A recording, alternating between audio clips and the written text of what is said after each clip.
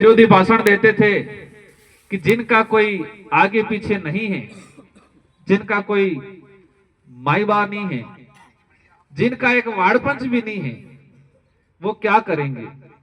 हमने वो दौर भी देखा है कि हमें सार्वजनिक जगह नहीं मिलती थी सभाओं के लिए। हमें वो दौर भी देखा है कि हमारे पास टेंट नहीं हुआ करता था। हम प्रकृति की गोद में उन पहाड़ों में आम के पेड़ के नीचे, पीपल के पेड़ के नीचे भी शुरुआत किया है। और हम ये एहसास करते थे, कोई सरपंच भी अगर हमारे बीच में आ जाए तो हमें थोड़ी महसूस होता था कि यार हमारा कोई आया।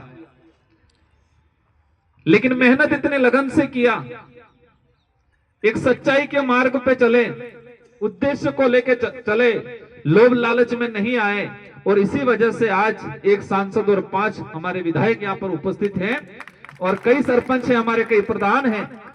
और मुझे विश्वास है हमारे पदाधिकारियों पे, इस पार्टी की विचारधारा पे, हमारे उद्देश्य पे कि आने वाले समय में राजस्थान ही नहीं पूरे देश के अंदर एक शानदार परफॉर्मेंस होगा।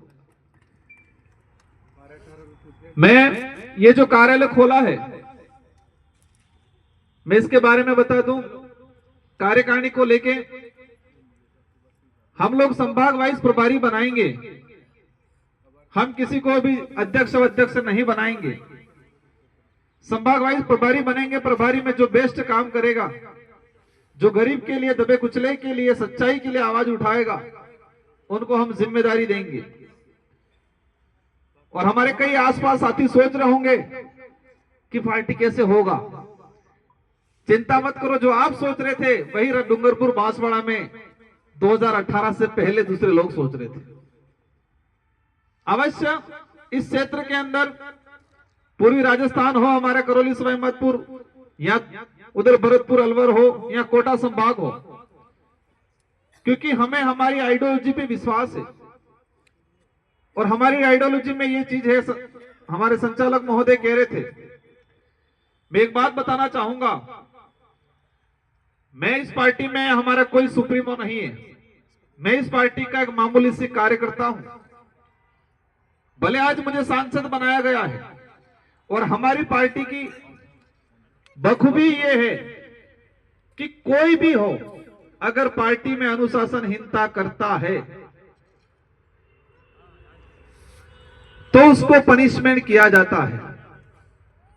आज मैं सांसद हूं, मैं 2 बार विधायक बना, मैं पार्टी में अच्छी जगह रखता हूं, इसके बावजूद भी मैं मेरी टिकट मेरी इच्छा से नहीं ले सकता हूं। मेरे निर्वाचन क्षेत्र की जनता तय करेगी कि इसको टिकट देना है या नहीं देना है। इस तरह की खूबसूरत सिलेक्शन प्रणाली किसी भी पार्टी में नहीं मिलेगी। ये लोकतंत्र है। लोकतंत्र में सिलेक्शन और इलेक्शन, सिलेक्शन पार्टी का जो उम्मीदवार तय किया जाता है तो वो सिलेक्शन किया जाता है, और इलेक्शन जनता वोट देती है। लेकिन इन राष्ट्रीय पार्टियों ने सिलेक्शन का पावर जनता से छीन के हाईकमान के रूप में ले लिया, और इसी वजह से अच्छा जनप्रतिनिधि नहीं चुन पाता है। इस पार्टी में हमारा सिलेक्शन पावर उस क्षेत्र की जनता के पास है, वो तय करेगी किसको चुनाव लड़ाना है, किसको चुनाव नहीं लड़ाना है। इलेक्शन से इंपॉर्टेंट सिलेक्शन है हमारा। तो इसी बात पे आना चाहूंगा। और इस पार्टी में राजकुमार रोत आज गलत करेगा तो राजकुमार रोत भी पनिशमेंट होगा। आदमी सर्वोपरि नहीं है, व्यक्ति इंपॉर्टेंट नहीं है, व्यवस्था इंपॉर्टेंट है हमारी, और व्यवस्था ही बरकरार इंपॉर्टेंट रहेगी। इसलिए मैं मानता हूं, क्योंकि वो हमारी सबसे बड़ी ढाल है। क्या है ढाल? ये जो व्यवस्था है हमारी,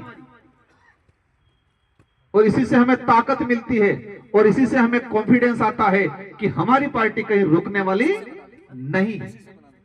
इसलिए साथियों, मैं पूर्वी राजस्थान इस इलाके के कोटा संभाग से कुछ साथी आए हैं, हमारे धारका समाज से, रेबारी समाज से, एससी समुदाय से, सभी साथियों से अनुरोध करना चाहूंगा।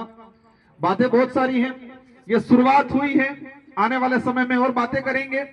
मुद्दों की बात करें, हमारे जितेंद्र भाई ने बताया, अन्याय सब जगह होता है, लेकिन वक्त आने पे हम भूल जाते हैं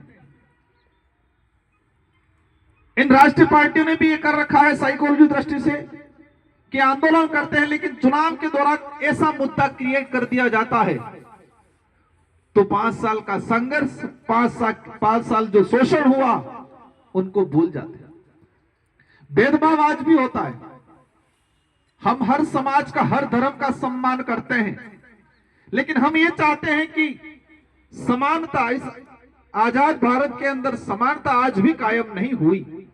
पुलिस की लाठी की बात करें, अधिकारियों की कलम की बात करें, उच्च नीच को देख के आज भी कलमें चलती। सरकार का खजाने की बात करें, मुआवजे की बात करते हैं, दलित मरता है तो मुआवजे के लिए सरकार के खजाने से निकलने में चाबियां गुम हो जाती है और बाकी कुछ होता है तो चाबियां फटाफट लगती है। पुलिस की लाठी की बात करें, गरीब है, कमजोर है, शोषित है, सबसे पहले पुलिस की लाठी उठेगी। ताकतवर है, उच्च वर्ग का है तो पुलिस की लाठी नहीं उठेगी। इन सारी बातों को ध्यान में रखते हुए ये विचारधारा, हम हर समाज के व्यक्ति को स्वागत करते हैं जो मानवता में विश्वास रखता है और मानवता सबसे बड़ा धर्म है उसको मानता है, संविधान को सर्वोच्चता देता है, क्योंकि हमारे देश का सबसे बेस्ट ग्रंथ माना जाता है संविधान। साथियों, समरता के साथी आए हुए हैं। देवली उनियारा का जो घटनाक्रम हुआ, पूर्व साथियों ने इसका वखान किया, मैं बताना नहीं चाहूंगा। डिंपल मीणा का जो घटनाक्रम हुआ, हमारे इंद्र मेघवाल का जो घटनाक्रम हुआ, हमारे सिरोही के अंदर कार्तिक भील वाला जो प्रकरण हुआ, पिछले 10 साल का जो अनुभव है मेरा, सरकार कोई भी हो, लेकिन अन्याय जिस पे हो रहा है उस पे होता ही जा रहा है। इसलिए ये भारत आदिवासी पार्टी आपके लिए एक मजबूत तीसरा विकल्प के रूप में है। जितने जो हमारे विधायक खड़े हुए सोच रहे होंगे कॉलेज कौन सी कॉलेज से निकल के आए। मुझे भी पहली बार 2018 में विधायक बनने का अवसर मिला था तो कई बार अधिकारी कर्मचारी कंफ्यूज हो जाते थे। आपने देखा होंगे सारे युवा हैं, सारे निडर हैं, तेज तर्राट है। हमारे 5 विधायक, एक विधायक जी की थोड़ी तबीयत खराब है इसलिए वो नहीं बोल पाए, और मुझे उम्मीद है ये सब मिलकर राजस्थान को संभालेंगे और इस कार्यालय को संभालेंगे। और यहां पर मैं धन्यवाद देना चाहूंगा एडवोकेट विनोदा जी मीणा, हमारी नारी शक्ति, और इस कार्यालय का कहीं न कहीं वो और हमारे वहां से 2 व्यक्ति रहेंगे, उसका संचालन करेंगे। और अवश्य इन 4 सालों के अंदर जिस क्षेत्र में डिमांड है भारत आदिवासी पार्टी की, उस क्षेत्र में मजबूती के साथ काम करेंगे। और मुझे विश्वास है कि बिना कोई लोभ लालच के आप इस पार्टी के साथ जुड़े, दिल से मेहनत करें, अपने जो काम है अपने आप सिद्ध होते जाते रहेंगे। वो कहते हैं कि फल की इच्छा मत करना, कर्म करते जाना।